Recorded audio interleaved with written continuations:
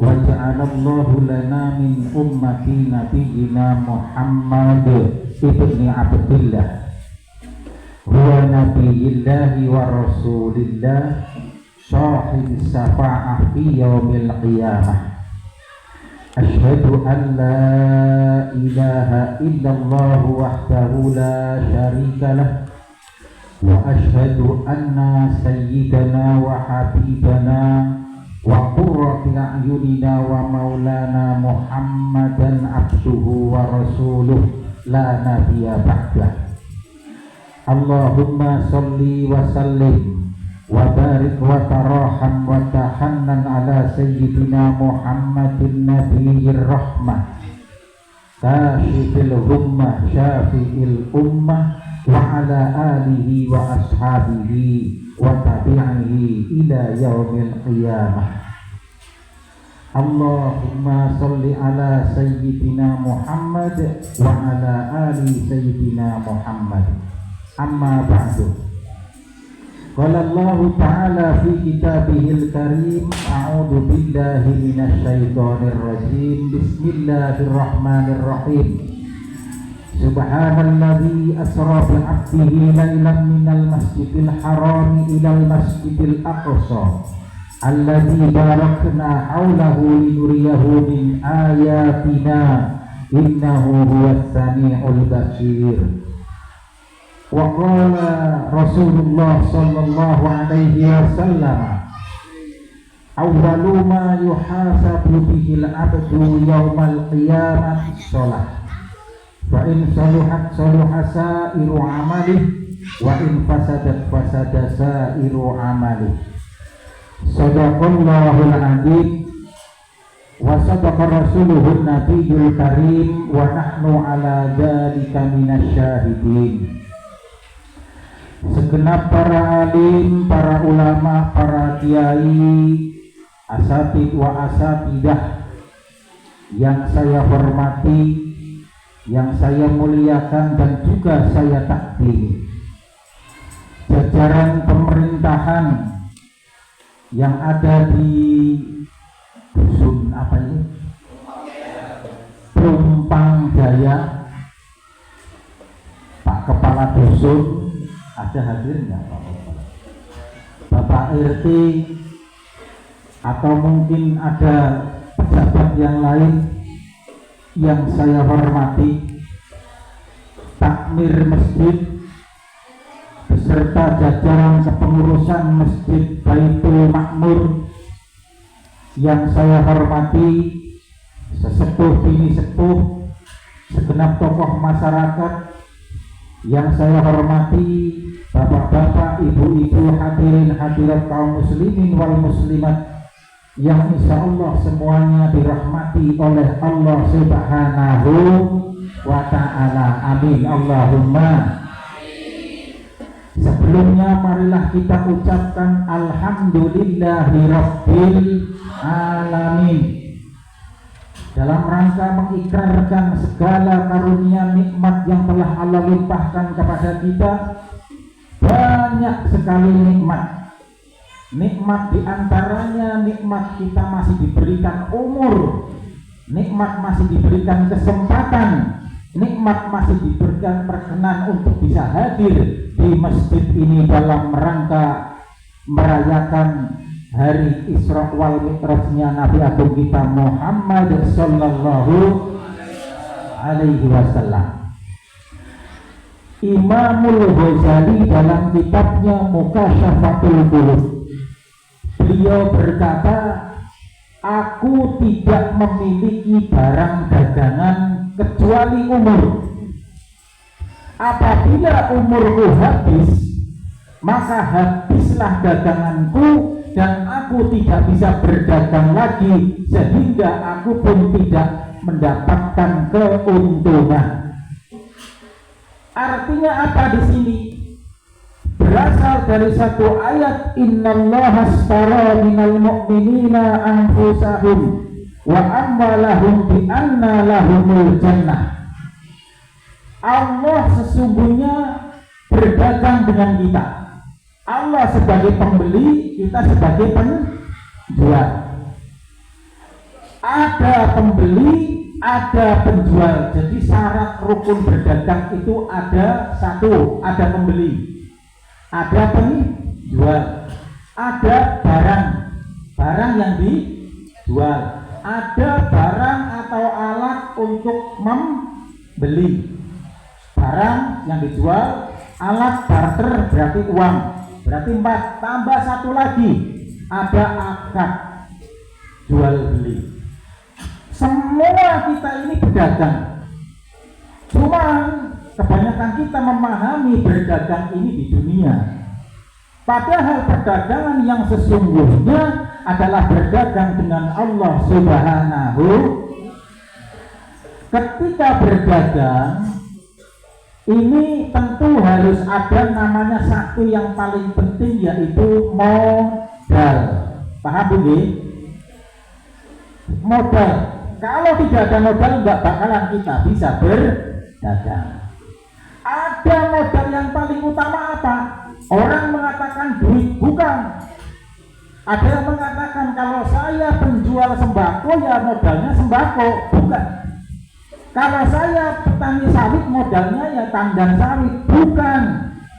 Ternyata kata Imamul Ghazali, modal yang pertama dan yang paling utama adalah umur. Umur berarti bicara waktu. Waktu berarti bicara kesempatan. Paham Pak Budi?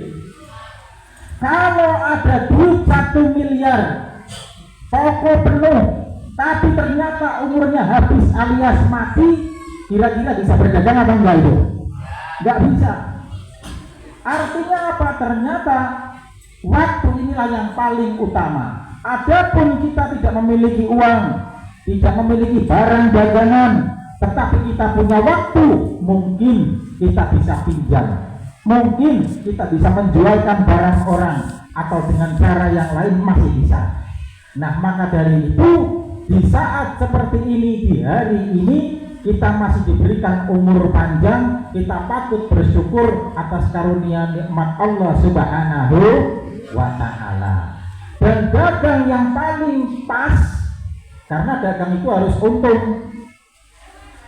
Semua manusia besok di akhirat semuanya akan beriman kepada Allah, termasuk manusia yang paling jahat. Manusia yang paling jahat siapa, Bu?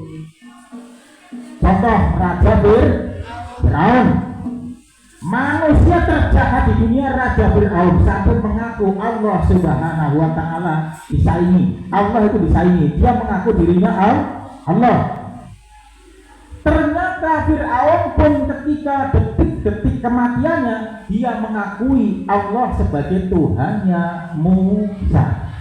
Artinya apa? Fir'aun pun menjadi orang yang beriman. Tapi karena waktunya tidak tepat, sudah sekaratul maut, napas, ruh sudah sampai kerongkongan, imannya, Islamnya, syahadatnya tidak diterima oleh Allah Subhanahu wa ta'ala. Maka dari itu, di saat seperti ini, mumpung masih genap sempurna roh itu ada dalam diri kita, marilah kita manfaatkan dalam rangka berbuat, beramal baik, beramal yang mudah-mudahan berdagang dengan Allah dibeli oleh Allah Subhanahu wa ta'ala. Alhamdulillah wa syukrulillah. Alhamdulillah wa syukrulillah.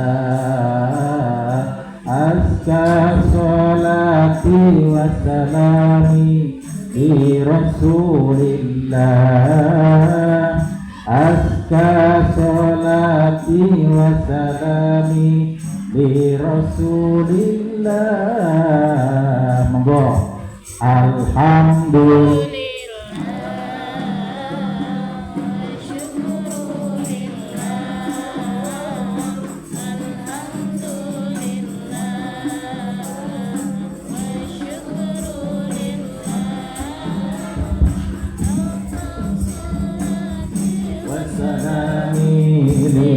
Rasulillah As-salati wa salami li Rasulillah.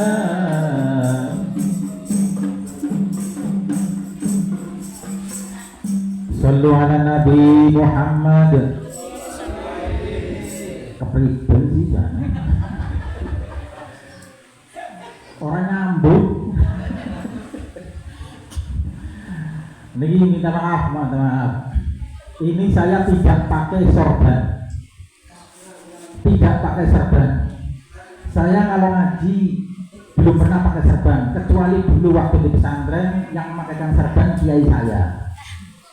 Tapi sebenarnya yang penting golaknya. Makanya kemarin belum lama saya ngaji di BKMT Alailir. Kebetulan kawan saya namanya Hamdan ikut bareng Pak. Saya ikut sampai sana, kebetulan dia pakai serban. Saya yang disuruh pembicara tidak pakai serban. Sampai lokasi yang diantar duduk di depan malah kawan saya. Saya ditaruh di belakang. Kawan saya bingung. Ya kapok lah saya. Ya alhamdulillah. Jadi kita patut bersyukur. Termasuk di sini kita berkumpul di sini, alhamdulillah ada silaturahim. Kurang apa sih senangnya kita berkumpul ngaji kayak gini? Saya juga tidak sengaja ketemu dengan Pak Samsu 13 tahun, tapi kok awet enom ini sing aku heran. Jamunya apa aja nih? Alhamdulillah. Nah, coba kita pikir Bapak Ibu, hidup ini untuk apa, mau kemana sih? Saya berkali-kali saya bercerita kepada orang, mari kita manfaatkan hidup ini, sadari betul hidup ini dari mana, mau kemana, apa yang harus kita lakukan. Jangan lengah dengan situasi keadaan yang ada di dunia ini. Sebab apa? Coba Ibu perhatikan, ada orang tiap hari kerja ke sana kemari, siang malam banting tulang. Nek wong Jawa bahasane lungguh iku esuk-esuk kembang sentul, sing lanang ngalor sing wadon idul. Bagi tugas, Mak kamu deres sebelah sana, Pak kamu deres sebelah sana, anaknya sebelah sana. Mencari duit sampai akhirnya duit terkumpul. Setelah terkumpul akhirnya untuk apa? Beli mobil, beli apa? Bikin rumah. Umur sudah tua baru bisa bikin rumah, baru bisa beli mobil, sakit-sakitan duitnya habis, hartanya habis, orangnya mah untungnya di mana? Gak untung. Maka beruntunglah kita yang hingga saat ini bisa membagi waktu, kapan sholat, kapan ngaji, kapan bekerja. Gak usah khawatir, selagi kita taat patuh sama Allah, pasti wa kafa billahi waliyya wa kafa billahi nasira, bakal dicukupi oleh Allah Subhanahu wa ta'ala. Walau anna ahlal qura amanu wa taqaw la fatahna alaihim barakatin minas sama'i wal ardh. Allah bakal mencukupi bagi siapa saja yang patuh taat sama Allah Subhanahu wa ta'ala. Sampean lihat Bapak Ibu, kiai-kiai, orang-orang yang berbakti sama Allah tidak ada yang kekurangan. Tidak ada yang kekurangan, tidak ada yang sibuk mencari pekerjaan. Tapi dunia itu mengejar karena dia berbakti sama Allah. Jadi makanya Allah pernah berkata di dalam hadis qudsi, ya dunia ikhdimi man khodamani wastakhdimi man khodamaki. Pahami. Ya dunia ikhdimi man khodamani wastakhdimi man khodamaki. Hei dunia, layanilah orang yang melayani aku. Maksudnya orang yang taat patuh sama Allah. Dunia disuruh mencukupi, melayani, dan jadikan mereka budakmu, mereka pembantumu, orang yang mengejarmu. Artinya apa? Ketika kita hidup untuk menuntut harta, untuk mencari jabatan, mencari tahta, mencari wanita, mencari kesenangan dunia, maka di saat itu kita akan sibuk, capek, lelah, dan akan mati dalam kelelahan mengejar dunia. Ketika dunia sudah hampir kena, ternyata mati. Kemudian dunia dilepaskan, masuk ke liang kubur, hanya 1 kali 2 meter dan mori berapa lebar itu? 3 lapis. Rugi. Na'udzubillah min. Nek wong Jawa amit-amit jabang, jadi ngerti. Bu, aku ini heran. Kenang apa kok aku ora dideki ning bapak-bapak? Paham ora Bu maksudnya Bu? Neng dinggon dimanapun tempat kalau saya ngaji mesti dideki ning ibu-ibu. Paham ora maksudnya Bu? Paham nggak maksudnya Bu? Tak kai bocoran belum orang. Ada seru-seru tapi bukan rumah bapaknya. Sebab apa Bu? Kelihatannya bapaknya itu udah nggak sanggup ngomongin sampean. Jadi seakan-akan aku paham sinyalnya. Belum Pak Ustadz, kasih tahulah aku udah nyerah. Makanya dimanapun rata-rata biasanya maaf, saya jurusan di itu ada titel PSPSI itu maksudnya jurusan sarjana psikologi. Ya asli aku ratuku loh. Itu SPDI sarjana pendidikan Islam asli ratuku, saya kuliah murni. Nah cuman mau ditambahin PSSI. Nah berhubung aku mau beli linggawannya abang ditambahin PDI. Nah ini maksudnya Bu, aku pernah penelitian, saya pernah penelitian waktu itu meneliti banyak mana Buddha sama Randa usia lanjut di usia lanjut. Ternyata 4 kabupaten Jombang, Kediri, Nganjuk, Mojokerto 1 banding 4 kurang dikit.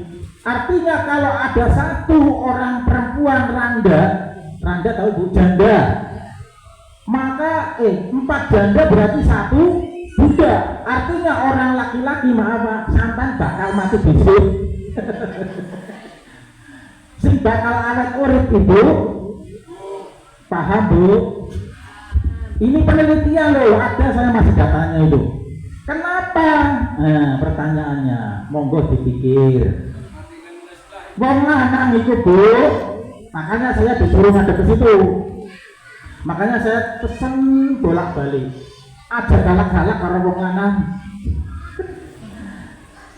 Makanya itu kalau saya itu saya pikir itu nih. Saya baca di apa itu, orang laki-laki itu sudah tersiksa dari kecil Bu. Kasihan Bu bapak-bapak itu. Tersiksa di mana? Masih kecil dimarahi ibunya.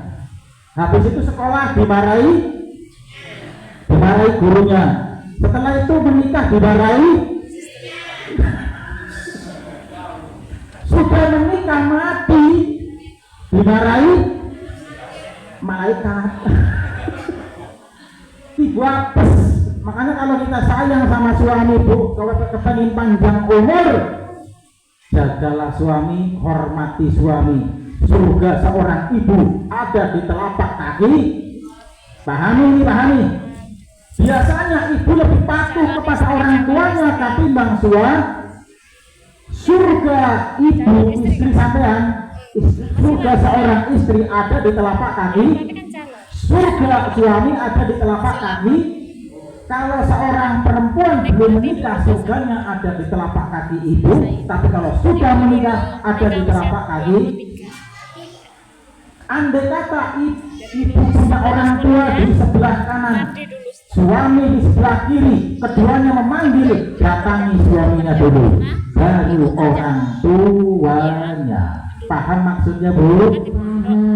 Alhamdulillah. Pintar-pintar berarti begini. Alhamdulillah. Bapak Ibu yang saya hormati dan yang berbahagia. Jadi Sampai saya kemarin buka ATM itu suaranya wedon.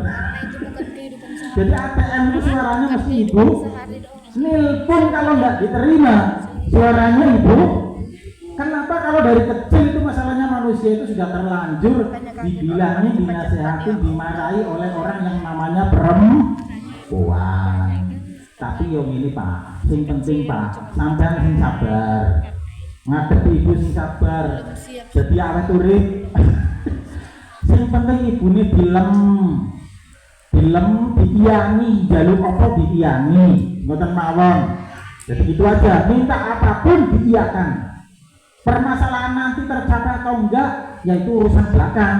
Soalnya apa? Kalau sampean menang, dia nanti dianggap tidak perhatian. Iya Pak, iya Bu. Oh iya. Ya, kembali lagi ke ngaji. Ini saya bicara kebiasaan. Jadi peringatan untuk ibu-ibu, jangan galak-galak kepada suami. Sampai mana tadi ini ngomongnya? Kok malah?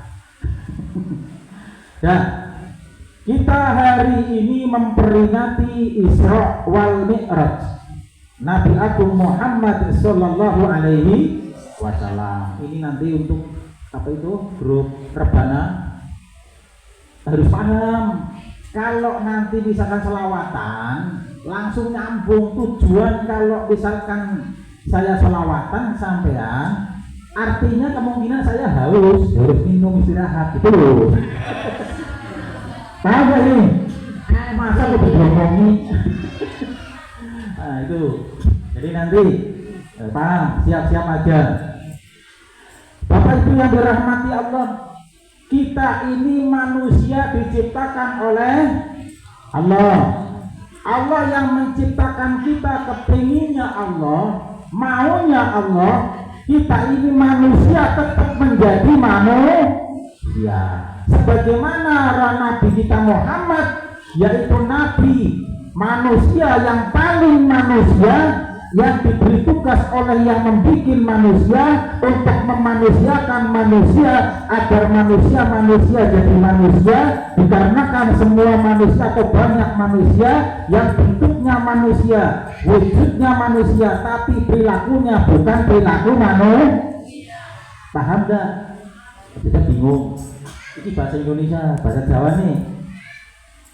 Kita Isra Mi'raj ini disuruh mencontoh Nabi kita Muhammad Sallallahu Alaihi, karena Nabi ku wong sing paling wong, sampan tuki. Nabi itu wong sing paling wong, sing digawe nengari Gusti Allah, sing gawe wong, sing ditugaske kon ngewongke wong, ben wong padha dadi wong. Sebab akeh wong, rupane wong, kupinge kaya kuping wong, tangane kaya tangan wong, sikile sikil wong, tapi prilakune ora kaya perilaku wong. Gampang betul? Gampang ya? Bisa dipahami? Banyak wujudnya manusia, tapi perilakunya seperti monyet. Monyet memiliki sifat apa? Monyet memiliki sifat serakah. Ada enggak manusia serakah? Ada, banyak. Ada manusia tapi kayak kancil. Apa kancil? Suka nipu orang. Ada enggak orang penipu? Ada wujudnya manusia tapi jebulane buaya. Suka ngontal. Ada wujudnya manusia tapi seperti harimau. Sukanya merekam kan, kawannya itu diterkam. Nah, sholat ini dalam rangka Allah ingin menjaga kita tetap menjadi manusia. Nah itu, paham ya? Paham? Nah kemudian Rasulullah Sallallahu Alaihi Wasallam ketika detik-detik terakhir kematiannya, pesan terakhir kematian beliau Rasulullah Sallallahu Alaihi Wasallam, tidak ada yang lain kecuali sholat. Rasulullah menyebut 3 kali ummati, ummati, ummati, as-sholah, as-sholah, as-sholah. Artinya apa? Karena sholat inilah yang menjaga manusia tetap utuh menjadi manusia. Pabrik motor napa niku sing kewaca niku Scoopy. Kalau kita beli motor Scoopy, pabrik kemudian memberi buku panduan. Saya tanya, buku panduan ini untuk kepentingan pabrik atau untuk kepentingan pembeli? Pembeli. Pabrik sudah, kamu mau, yang penting kamu udah bayar motor. Tapi buku itu untuk kepentingan pembeli agar tahu cara merawat motor. Mobil, minyaknya solar, minyaknya bensin, olinya ini misalkan. Supaya apa? Supaya terawat, supaya bisa berjalan lancar tanpa ada kendala. Nah, begitu juga kita supaya terawat, perjalanan kita lancar kembali kepada Allah, nanti tidak ada kendala, kita meninggalkan dunia ini mati dalam keadaan husnul khotimah. Amin Allahumma. Makanya di bulan Rajab ini kita mencari berkah di bulan Rajab dengan cara memperingati hari Isra Mi'raj. Mudah-mudahan kita bisa memahami dan daripada hikmah Isra Mi'raj, hikmah sholat itu sendiri. Amin Allahumma. Allahumma. Ayo, kotaknya kalau ada kotak silakan sambil dijalankan. Kalau ada, Allahumma barik lana fi Rajab wa sa'bana wa ballighna Ramadana wa hasil maqasidana. Allahumma barik lana fi Rajab wa sa'bana wa ballighna Ramadana wa hasil maqasidana. Allahumma barik lana fi Rajab wa sa'bana wa ballighna Ramadana wa hasil maqasidana. Allahumma barik lana fi Rajab wa sa'bana wa ballighna Ramadana wa hasil maqasidana. Shallu ala Nabi Muhammad.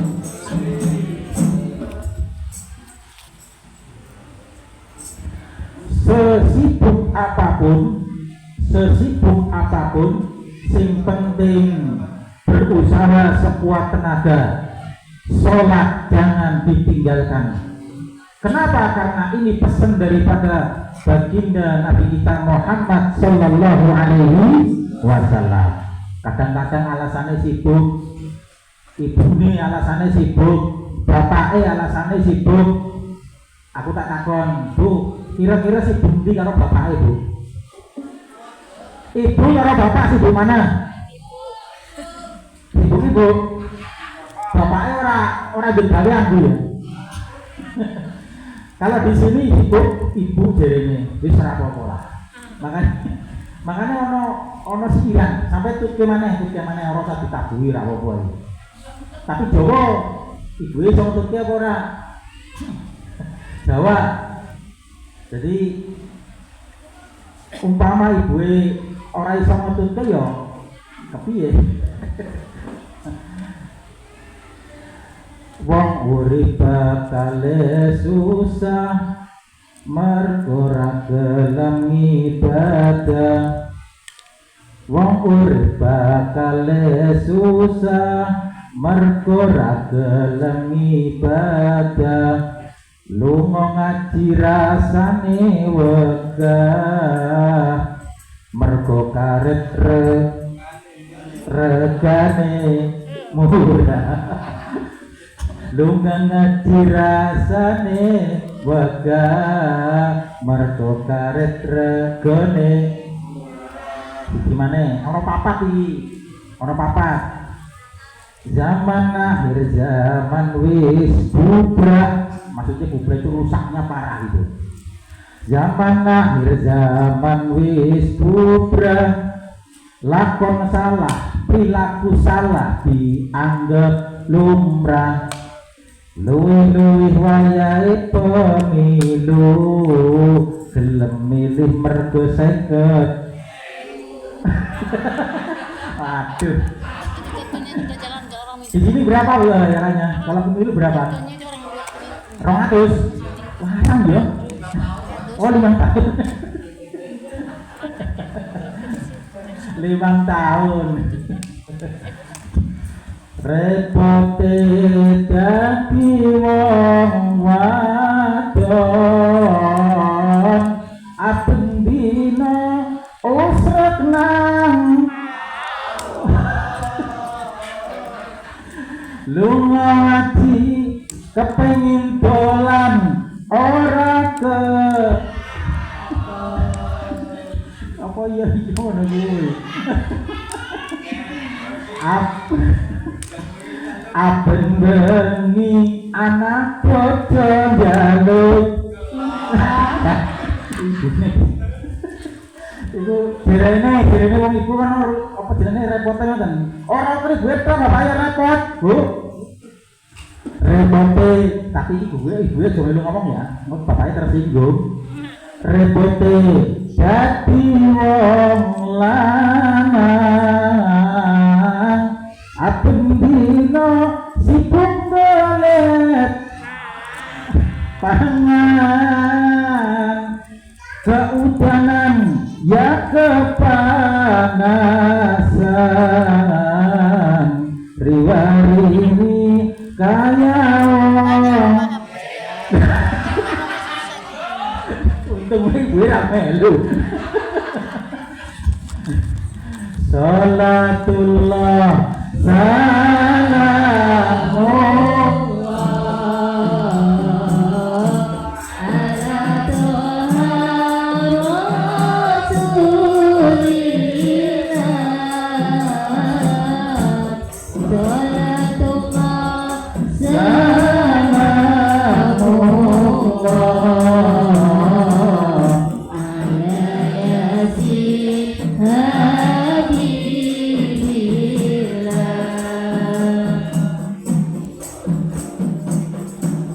Nabi Muhammad.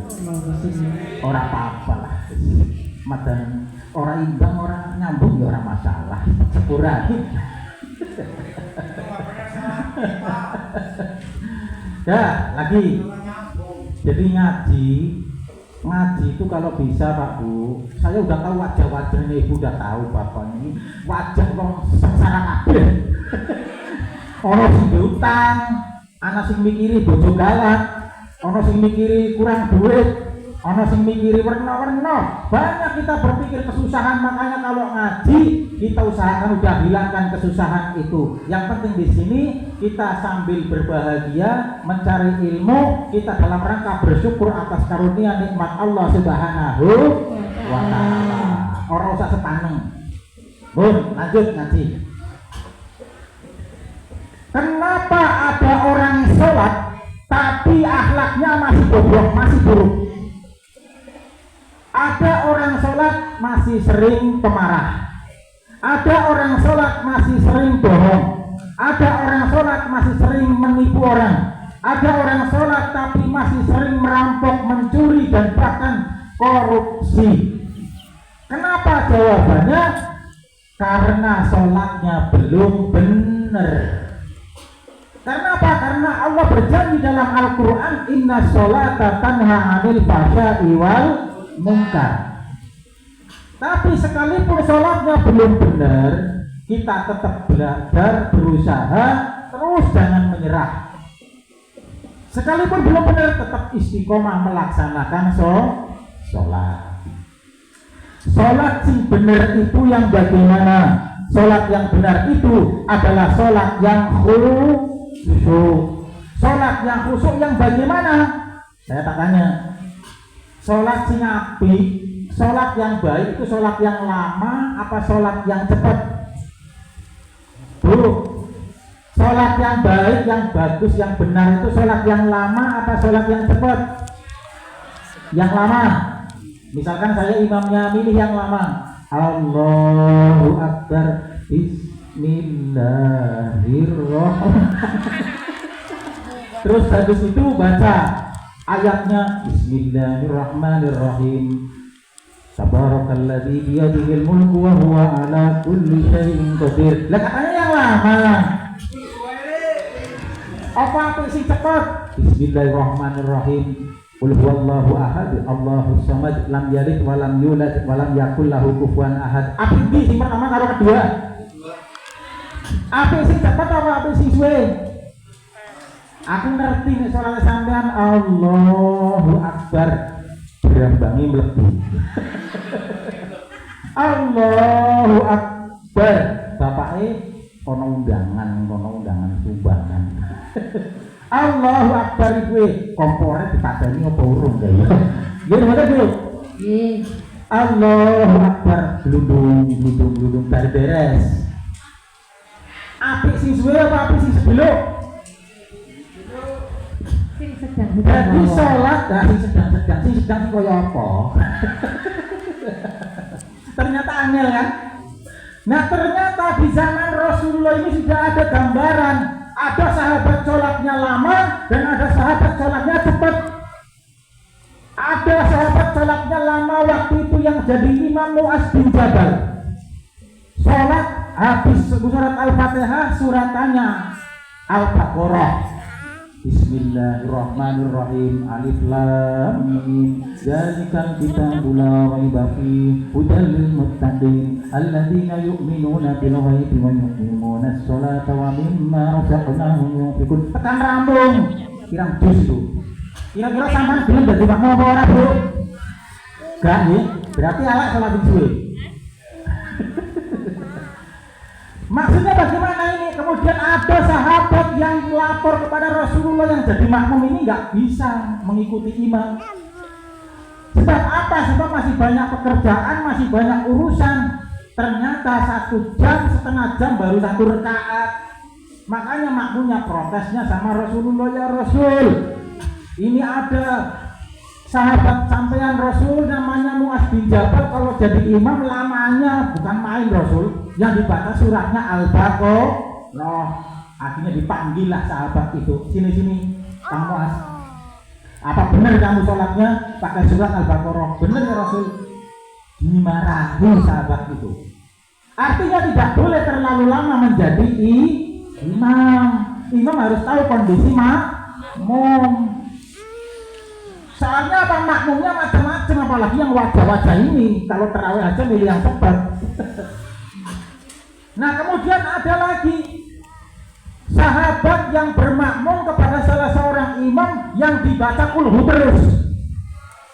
Sholat maghrib rakaat pertama kulhu, rakaat kedua kulhu. Sahabat lapor kepada Rasulullah, ya Rasul, ini saya imam kepada si fulan, kok yang dibaca kulhu terus bagaimana ya Rasul? Akhirnya dipanggillah imam itu, ditanya oleh Rasulullah, apa benar yang diceritakan ini? Benar ya Rasul. Terus kenapa kamu baca kulhu terus? Kok ya pendek teman dulu temen? Jawaban orang itu bagaimana? Ya Rasul, saya suka dengan surat Al-Ikhlas. Karena di dalam surat Al-Ikhlas itu menceritakan Allah Subhanahu wa Ta'ala, sehingga saya ini bisa yakin mantep kepada Allah ketika sholat. Habis itu tertawa Rasulullah senyum, nek terus sampean jos. Artinya apa? Sholat yang cepat dibenarkan, sholat yang lama malah disalahkan. Itu di zaman Rasul.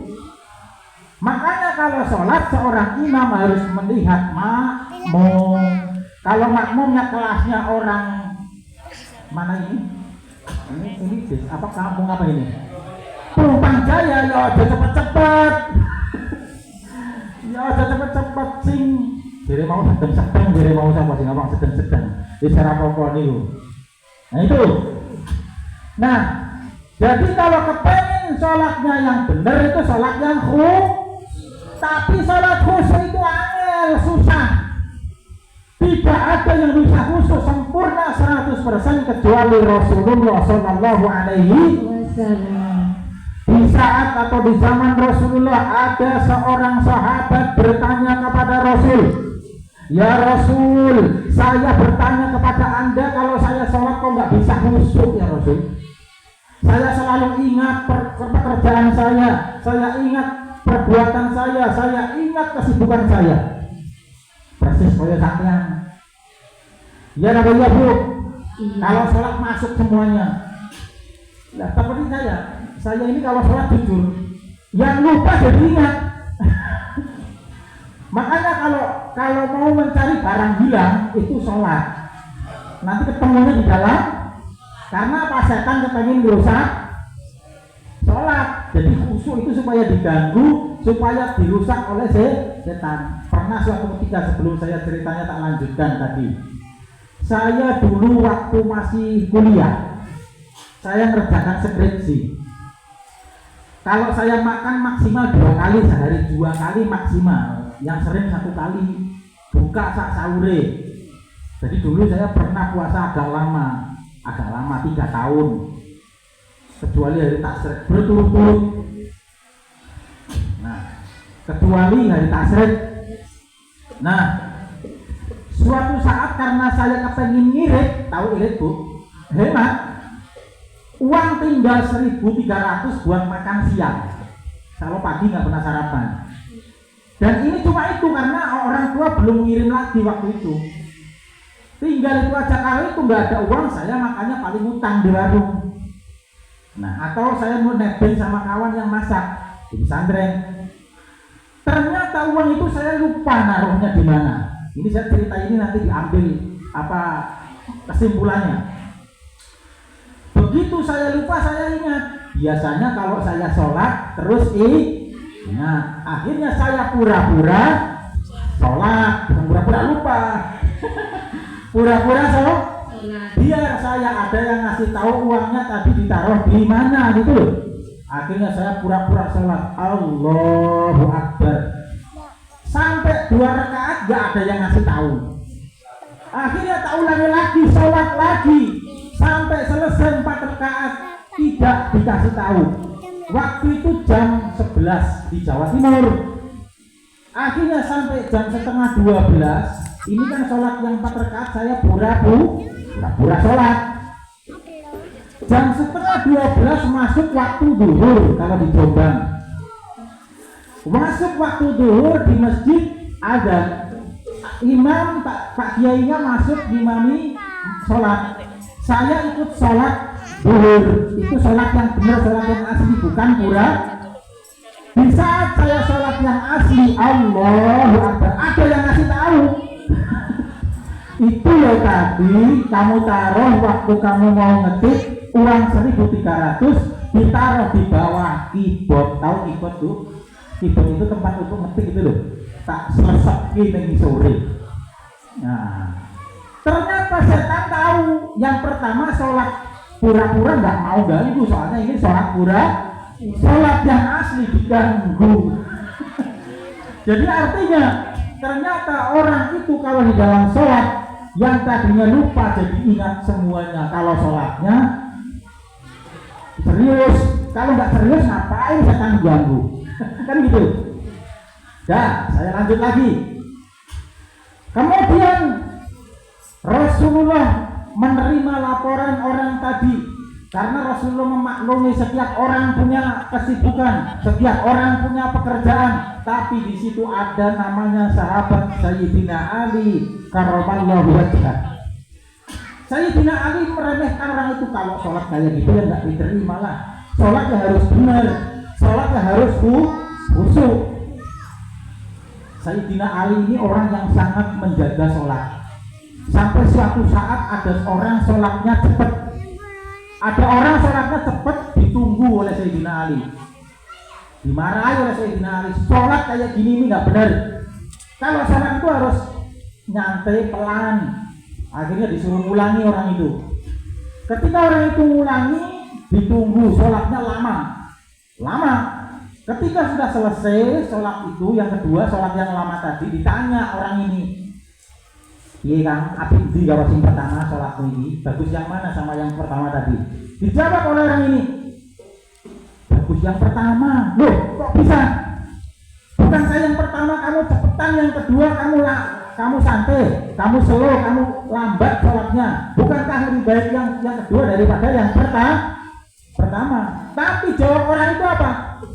Kalau menurut saya bagus yang pertama ya Sayyidina Ali. Ini orangnya lugu. Soalnya yang pertama saya nggak ingat sampean, saya ingat Allah walaupun cuma sebentar. Tapi ketika yang kedua sholatnya lambat, saya nggak ingat Allah sama sekali. Saya hanya ingat sampean karena saya takut dipecut. Ini harus paham ya. Jadi sholat yang baik tidak tergantung lama dan sebentarnya, tapi tergantung sebagaimana kita ini menyambungkan diri kepada Allah Subhanahu wa Ta'ala. Lanjut lagi ke cerita. Akhirnya apa? Akhirnya Sayyidina Ali mencemooh orang itu, sholat kayak itu salah. Begitu Sayyidina Ali menyalahkan sholat orang tersebut, akhirnya Rasulullah bertanya, wahai Ali. Ali ini ponakannya Rasulullah. Jadi Rasulullah manggil itu namanya. Jadi Pak Rasulullah itu pamannya Sayyidina Ali. Wahai Ali, kamu bisa sholat khusyuk? Dijawab oleh Ali, saya bisa ya Rasul. Coba kalau kamu bisa sholat khusyuk, akan saya beri hadiah. Saat ini ada serban buatan Yaman, yang satu serban buatan Syria. Akan saya hadiahkan salah satu serban ini kepadamu kalau kamu bisa melaksanakan sholat khusyuk. Benar ya Rasul? Benar. Saya kasih hadiah ini. Akhirnya Ali sholat. Allahu Akbar. Rakaat pertama. Bismillahirrahmanirrahim. Alhamdulillahirabbil alamin arrahmanir rahim maliki yaumiddin iyyaka na'budu wa iyyaka nasta'in. Tekan rampung. Rakaat pertama khusyuk, hanya ingat pada Allah, tidak ingat yang lain. Rakaat kedua khusyuk, hanya ingat pada Allah, tidak ingat kepada yang lain. Sampai membaca at-tahiyat yang terakhir, innaka hamidum majid. Khusyuk, tidak ingat apapun, tapi tiba-tiba menjelang salam, sebelum assalamualaikum, Sayyidina Ali kena dihadiahi.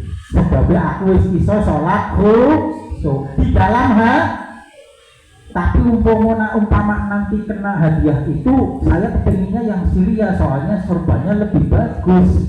Akhirnya apa? Terlintas dalam pikiran Sayyidina Ali menjelang salam, hadiah yang akan diberikan oleh Rasulullah Sallallahu Alaihi Wasallam. Akhirnya salam, assalamualaikum warahmatullahi. Ditanya oleh Rasul, wahai Ali, gimana?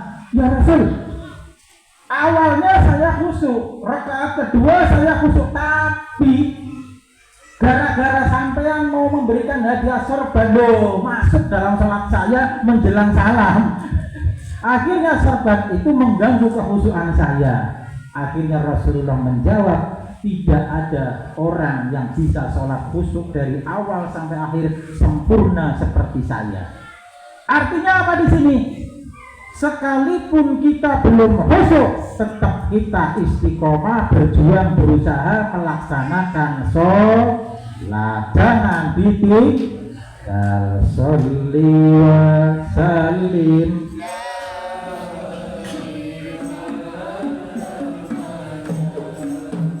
Sholli wa sallim iman ala hamada wal ali wal ashabi man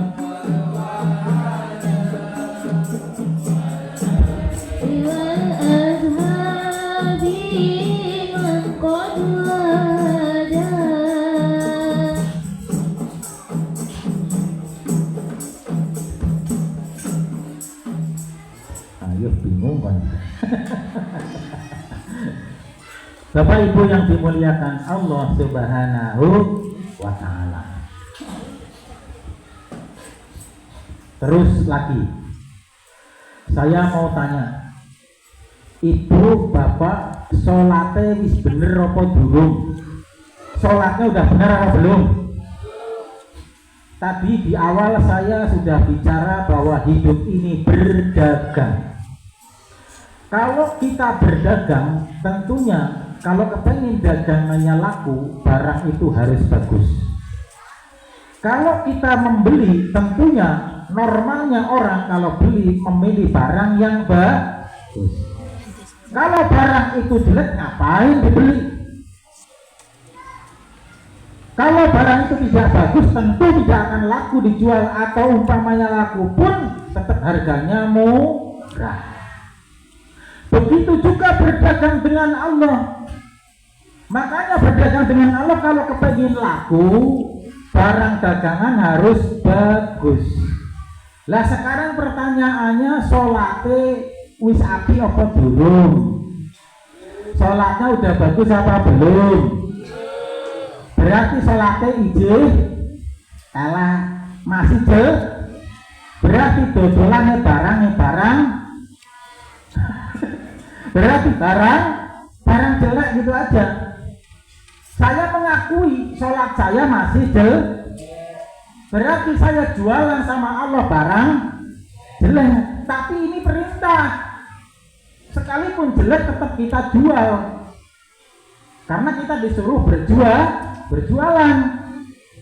Makanya kita pikir-pikir, andai kata kita kepengen surga, karena Allah akan membeli dengan membayar surga, kira-kira kalau sholat kita ini laku nggak dibeli oleh Allah? Tentu tidak akan laku kalau jelek seperti ini. Puasa kita laku nggak? Karena saya kemarin sholat gini, Allahu Akbar di Bungo, di masjid pasar yang kalau dari sini kanan jalan itu. Kebetulan di depan saya ada orang pakai kaos mirip kayak di YouTube, tulisannya kalau nggak salah kebaca oleh saya gitu, hidup cuma sekali kok jadi WNI gitu. Pernah baca kayak gitu? Itu kebaca oleh saya. Nah, sholat yang seperti ini kok mau dijual sama Allah, kok mau ditukar surga? Rasanya nggak akan mungkin kita mendapatkan surga dengan melalui sholat.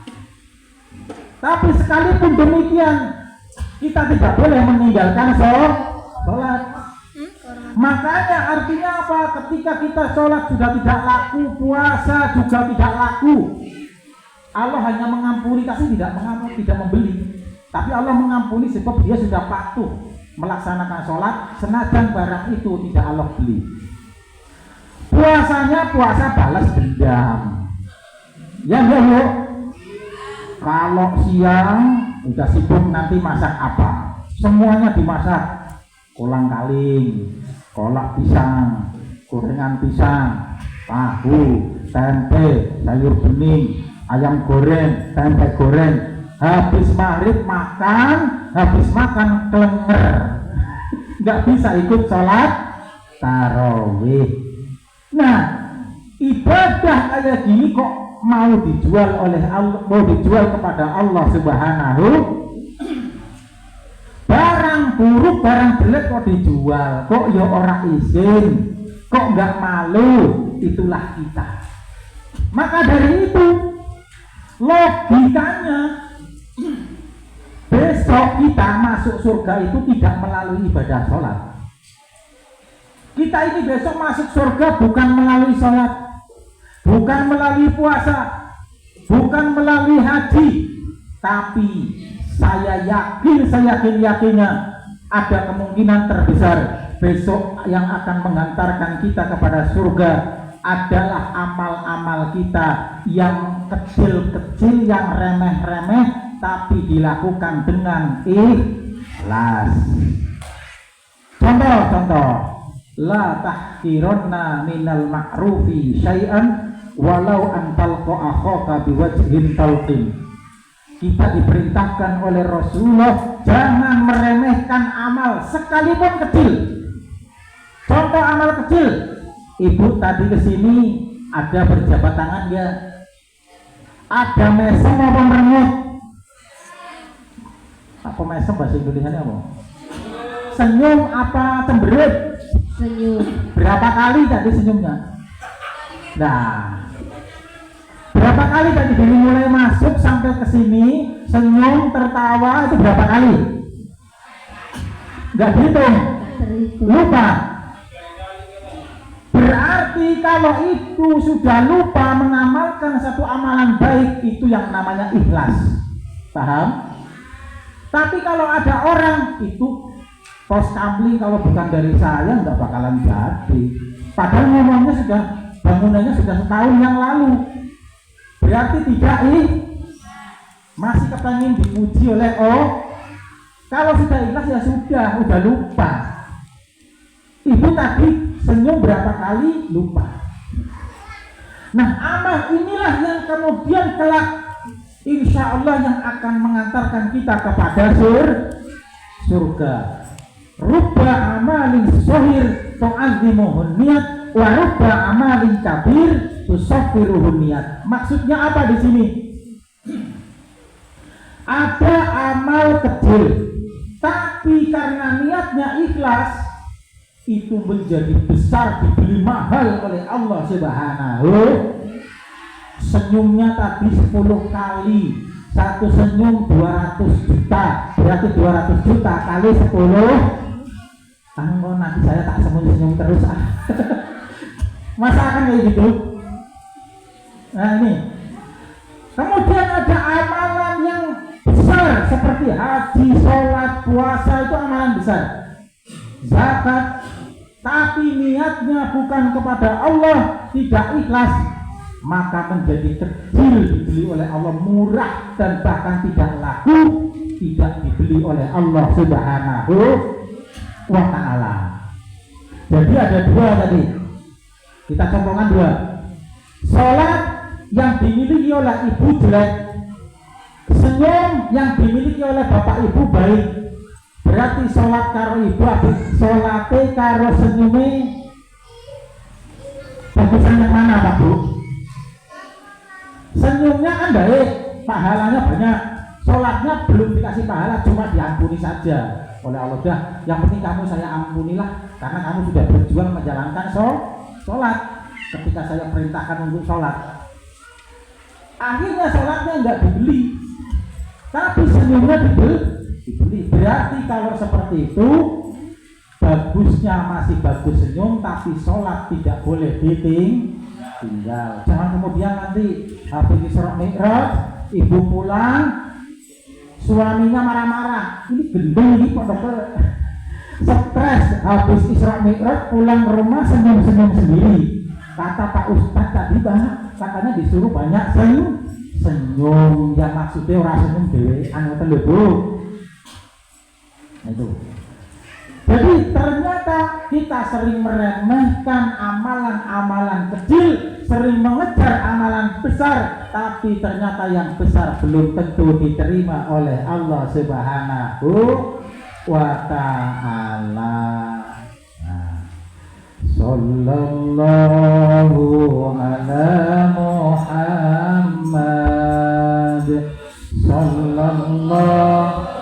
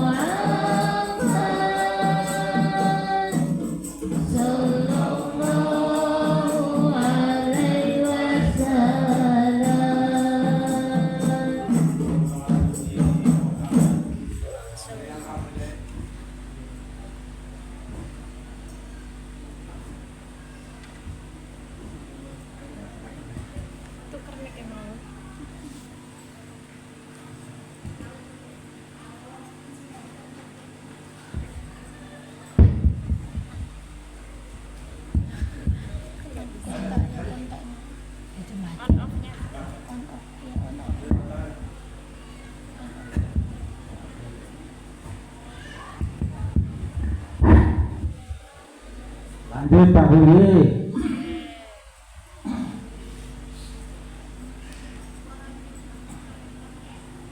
Bapak Ibu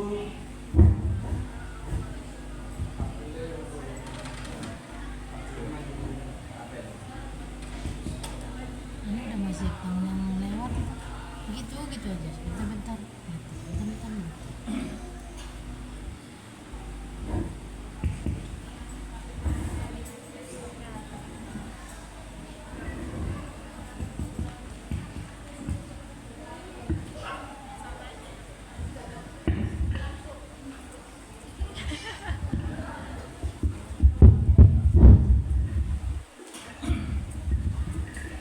Sallu ala Nabi Muhammad. Sekalipun sholat kita ini jelek, sekalipun sholat kita ini masih belum benar, sekalipun sholat kita ini masih salah, tapi kita tetap berjuang untuk senantiasa belajar untuk benar. Jadi belajar untuk benar. Karena Rasulullah Shallallahu Alaihi Wasallam bersabda, "Utlubul ilma minal mahdi ilal lahdi." Kita diperintahkan belajar dari semenjak lahir sampai mati. Maksud hadis ini ketika saya mendapatkan penjelasan dari guru saya, kiai saya. Jadi umpama besok kita mati, kita ditanya oleh Allah, kita disalahkan oleh Allah, "Hei mus, sholatmu salah, puasamu masih salah, ibadahmu masih salah." Tidak ada yang saya terima, karena masih banyak yang salah dan belum benar. Nah, ketika itu orang yang belajar, makanya kita kalau bisa belajar jangan berhenti. Belajar untuk menjadi orang benar sekalipun salah. Karena kalau orang belajar sekalipun salah menjadi benar. Tapi kalau ada orang yang merasa benar malah salah. Kalau ada orang merasa salah kemudian belajar sekalipun masih salah malah benar. Nah kemudian di saat itu ketika kita disalahkan oleh Allah, kita punya hujah, ya Allah, saya akui sholat saya belum benar, saya akui puasa saya belum benar, saya akui semua ibadah saya belum benar. Tapi ya Allah, Engkau telah memerintahkan saya untuk menuntut ilmu sampai mati. Saya sudah patuhi, saya belajar, dan bahkan saya ngaji, pulang ngaji, saya mati. Mau nanti? Ada yang mau enggak? Enggak ada. Mati husnul khotimah. Jadi mati dalam keadaan ngaji itu baik, gitu loh. Tapi ngaji sesuk 1 tahun maneh, padha siksa iki. Nah, kita berhujjah kepada Allah, ya Allah, saya akui semuanya masih salah. Tapi ya Allah, saya sudah berjuang untuk benar. Maka dari itu ketika saya belum merasa benar, saya masih belajar terus. Saya hadir di setiap pengajian, saya hadir di setiap pengajian, termasuk kemarin ada Isra Mi'raj yang ngaji Mustafa dari Rindo. Saya hadir di situ, saya masih belajar di situ. Tapi ya Allah, ketika saya belum bisa beramal baik dan benar, kok sudah Engkau matikan? Yang salah siapa? Jawabnya kita, artinya kita tidak bersalah. Akhirnya disepura, diampuni oleh Allah. Karena mengamalkan hadis tadi, utlubul ilma minal mati ilallah, belajar sampai mati. Kalau orang mau belajar sampai mati dijamin surga. Makanya sekalipun salah, yang penting belajar, yang penting ngaji, pasti diampuni oleh Allah. Terus lagi, ketika kita sholat kita masih salah, bacaannya masih salah, syarat rukunya masih salah. Tapi di saat kita baca at-tahiyat yang terakhir, at-tahiyatul mubarakatus sholawatut thayyibatu lillah, assalamu alaika ayyuhan nabiyyu wa rahmatullahi wa barakatuh. Di sini ada kalimat assalamu alaika. Ka berarti di situ Kanjeng Nabi Muhammad sallallahu alaihi. Kaful mukhatab dalam tata bahasa Arab itu ada istilah orang yang berbicara itu hadir. Artinya ketika kita mengucapkan assalamu alaika di saat sholat, Rasulullah itu ada di sekitar kita. Cuma kita tidak melihat beliau, tapi beliau selalu menyertai kita. Sebagaimana sabda beliau, ana minkum bimanzilatil walid li waladihi. Aku ini perumpamaan kedudukanku sebagai ayah kalian. Maksudnya apa? Seorang ayah selalu perhatian dengan anaknya. Seorang anak harus selalu minta bantuan dan minta petunjuk, saran dan pertolongan dari ayahnya. Dan di saat itu Rasulullah menghadiri kita, menyertai kita, menjawab salam kita, melihat kita kondisi kita. Akhirnya Rasulullah menyampaikan kepada Allah Subhanahu wa ta'ala, ya Allah, itu umatku ya Allah. Dia sedang beribadah, sekalipun salah dia sedang berjuang untuk berusaha lebih baik. Ma min ahadin yusallimu alayya illa raddallahu alayya ruhi hatta arudda alaihi salam. Tidaklah salah seorang di antara kamu yang berkirim salam kepadaku, kata Rasulullah, illa raddallahu alayya ruhi, kecuali Allah mengembalikan ruhku kepadaku, hatta arudda alaihi salam, sehingga aku pun membalas salam orang tersebut. Artinya apa? Ketika kita membaca salam kepada Rasulullah, Rasulullah hadir. Ketika Rasulullah hadir, Rasulullah menjawab salam kita, lalu mendoakan kita, memintakan kepada Allah. Kalau Rasulullah yang memintakan kepada Allah, tidak mungkin ditolak, karena Rasulullah adalah kekasih Allah. Itu makanya sampean Bapak Ibu sampean amati, silahkan sampean amati, entah di dusun sini, entah di Jawa, entah di lingkungan. Kalau ada anak lahir, biasanya hari ke-7 atau hari ke-14, kalau orang Jawa kadang selapan hari itu dikasih nama. Bener apa bener? Dikasih nama, biasanya kalau di dusun atau di rimbo itu disertai, diiringi dengan bacaan kadang marhaban, ya Nabi salam alaika, ya Rasul salam alaika, ya Habib salam alaika, salawatullah alaika, ya Nabi salam alaika, ya Rasul salam alaika, ya Habib salam alaika, salawatullah alaika. Nabi Muhammad. Suaraku kalah ya. Ya, silahkan Anda amati. Ketika ada prosesi pemberian nama, kalau di tempat saya biasanya ada akikoh. Ada yang ada akikoh, ada yang tidak, karena itu sunnah. Tapi memberi nama wajib. Jadi ada kewajiban 3 orang tua terhadap anak. Yang pertama, fal yuhsin ismahu wa adabahu fal yuzawwij idza balah. Memberi nama, mendidik yang baik, kemudian menikahkan. Itu kewajiban orang tua. Ketika prosesi pemberian nama di tempat saya biasanya ada acara marhabanan, dipotong rambutnya, kemudian dibacakan sholawat Nabi seperti ini. Di sini kayak gitu apa enggak? Ada yang kayak gitu?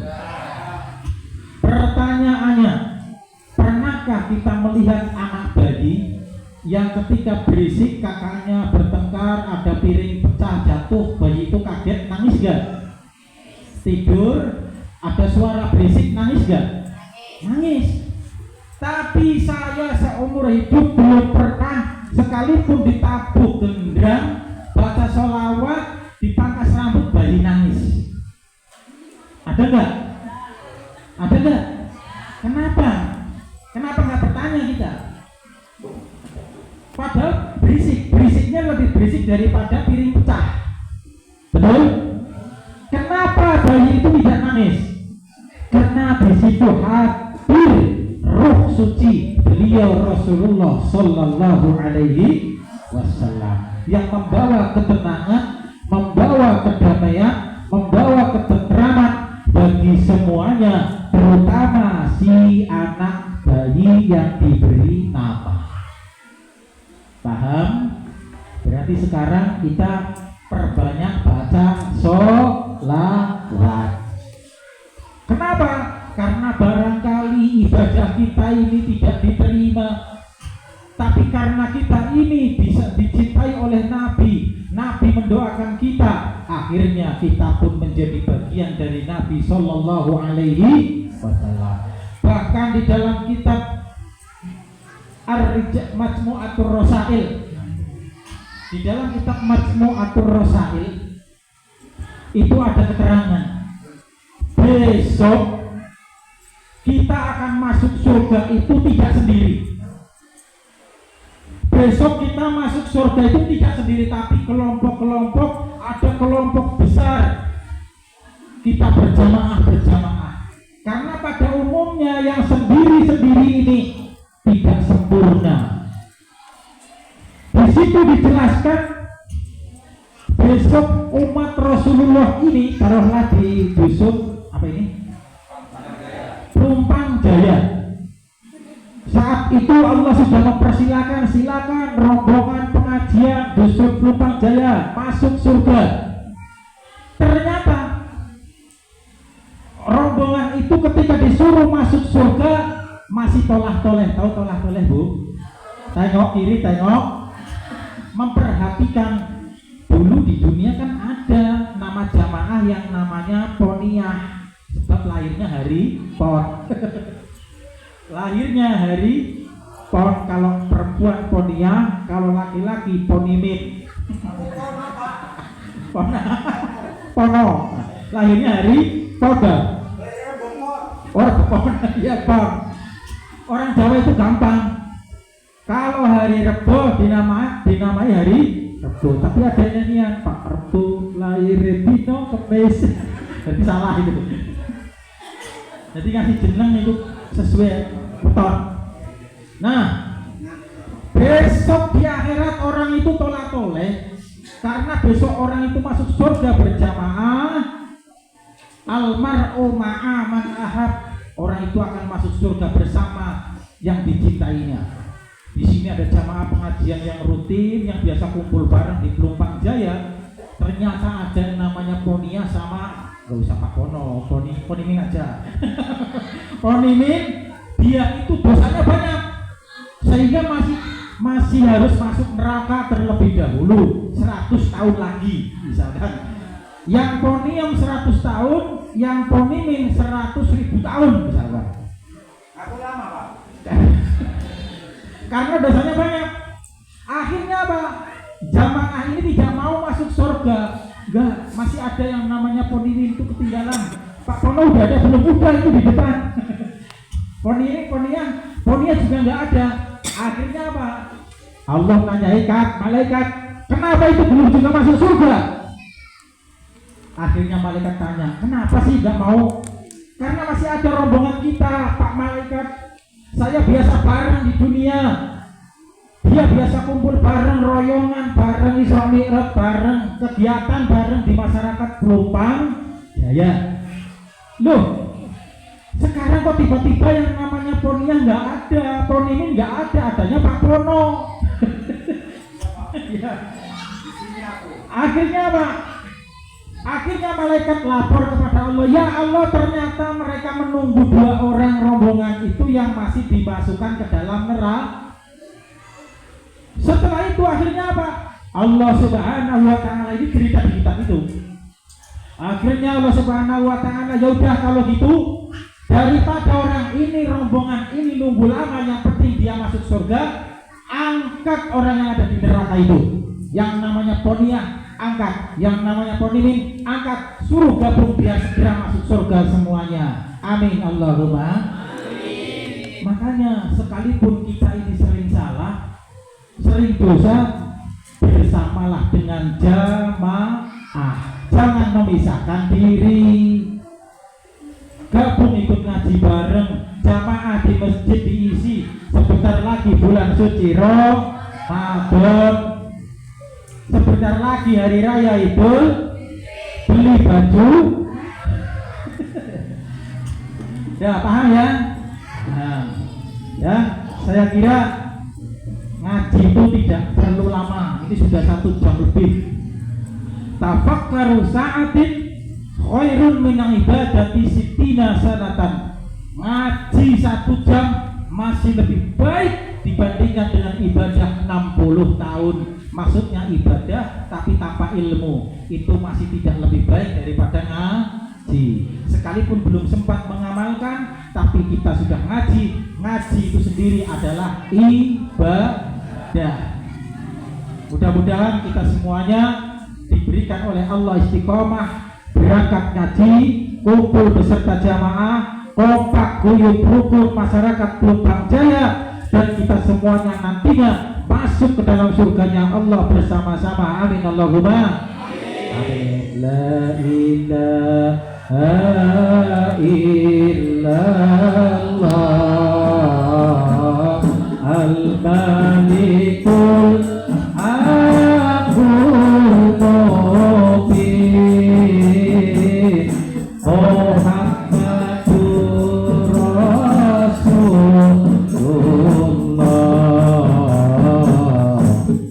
Sadiqul Wa'il Amin. Allahumma salli ala Muhammad syafi'il anam